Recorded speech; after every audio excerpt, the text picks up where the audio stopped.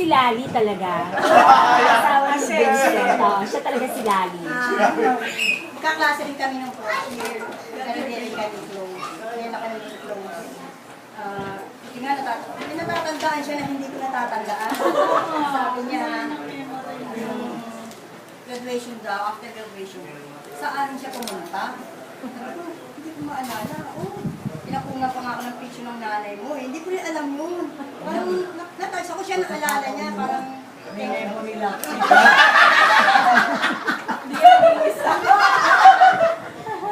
Pero sa numbers, hindi makakalimutan si Pwede sa numbers. Siya pala si Ellie. Kasi nasulugan kami noon, pati yung pang-graduation ko nasunog.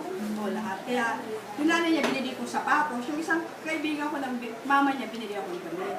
Kaya pinapicturean ko ng nanay niya sa Victoria for.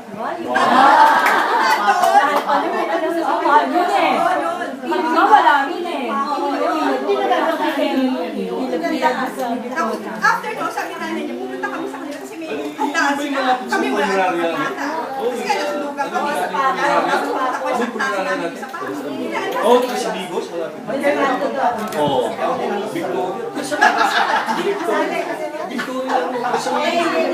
Dating dyan kami ngayon.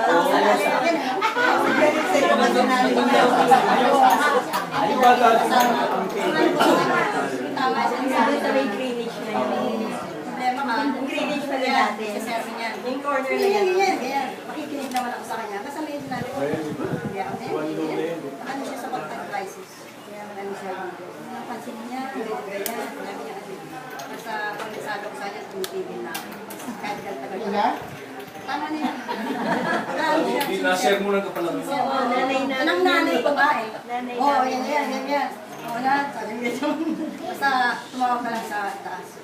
Tutulungan niya, yun lang. Tsaka talagang nalalapit mo siya, especially financial.